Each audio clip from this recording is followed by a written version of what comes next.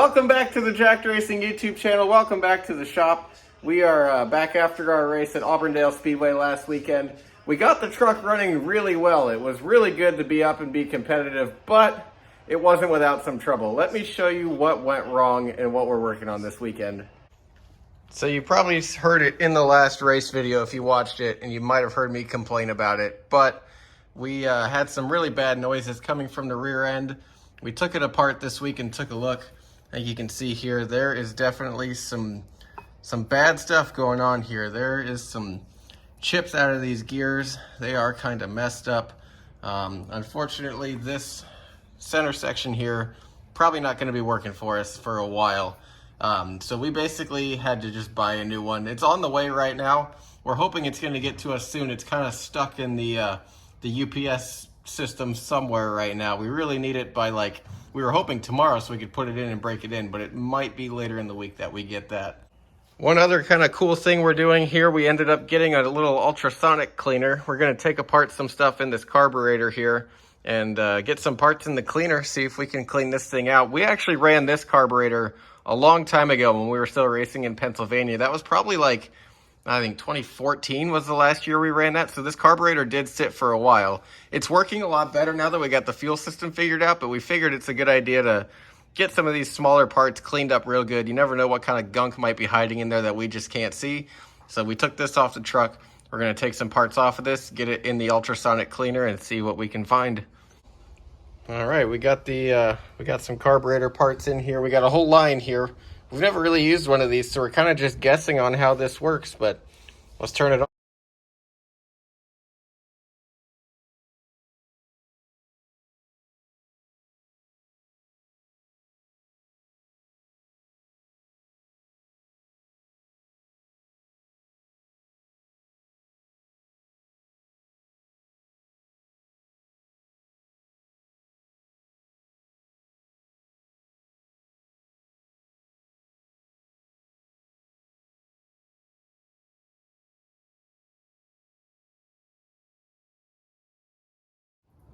Well, here we go. 30 minutes in there, and look at that. It doesn't hardly even look like the same part. This is way cleaner than it was when we put it in there. And look at the view. You can see there's, well, it's kind of hard to tell. It's way easier to see in person, but there is gunk in there. And that cleaning solution does not look the same color as when we started. So I'd say it worked. We're going to get the rest of the carburetor parts that we can put in here and get this thing cleaned up. This has to be worth something just to get these little passageways and everything cleaned out. It has to help. We've got that carburetor all cleaned up now. That little ultrasonic cleaner is pretty sick. The amount of crap that came out of this carburetor was surprising, to say the least. That fluid started clear in there, and then it was just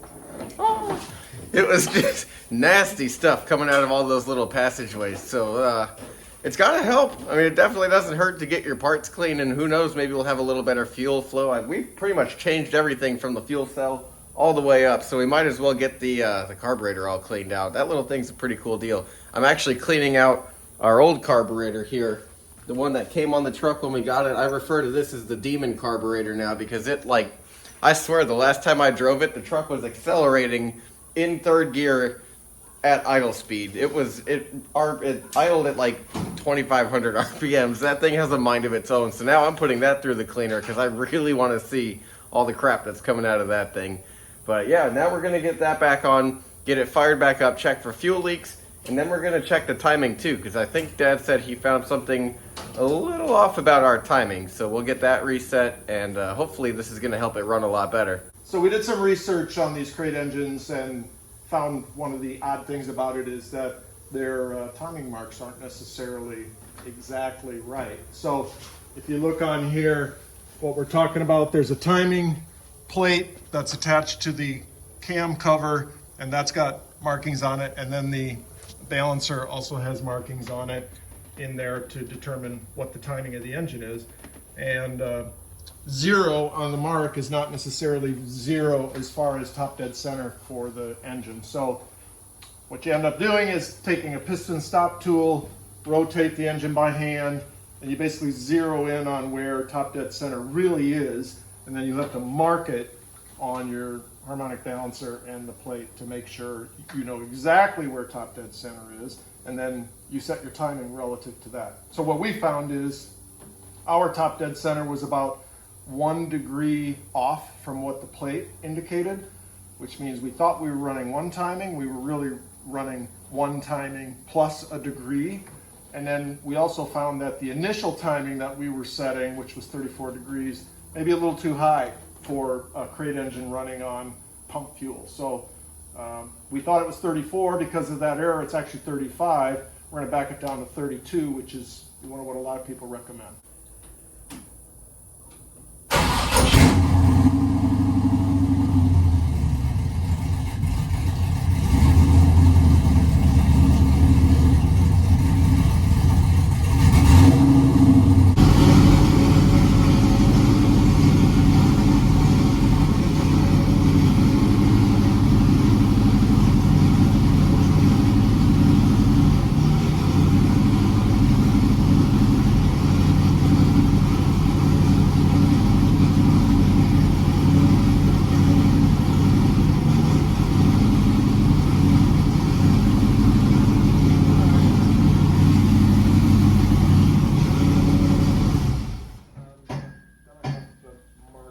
More clearly.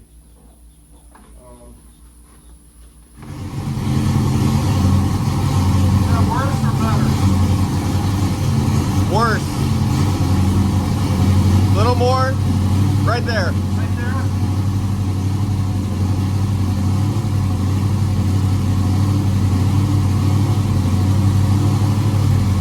You might have backed it off too far. It might. A little bit.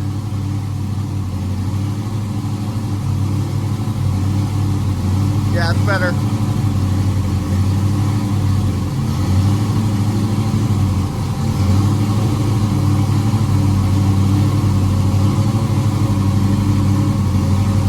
Still good? Just bounce around a little bit. Come take a look.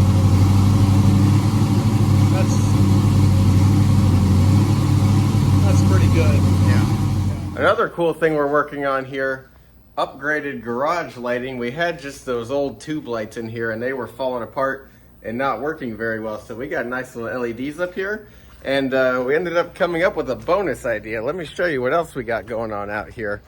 We had 2 leftover light sticks. So what was the only reasonable thing to do but build a trailer light setup? Check that out, huh? That's gonna be nice at some of these tracks that don't have adequate pit lighting. And for 12 bucks worth of PVC pipes, we were able to rig up this system here, and they turned out awesome. So hopefully we're gonna have a lot better pit lighting situation now. That's about all we can do for right now until we get that new gear in the mail. We just really, fingers crossed, UPS is gonna get this thing to us. We're pretty much tracking it every day like it's a Christmas present. And yeah, still lost somewhere in the UPS network in Nebraska or something like that. So I really hope they get it down to us. We need that. If we don't have that, we're in some trouble. But we're not gonna think about that. It's gonna come. We're just waiting to see how long. We'll get that installed, and then we're pretty much ready to go. So hopefully all these changes we made, these little things to help find speed, are gonna work, and we'll be a little more competitive. But for now, thanks for watching. Like, comment, and subscribe, and we'll see you in a couple days.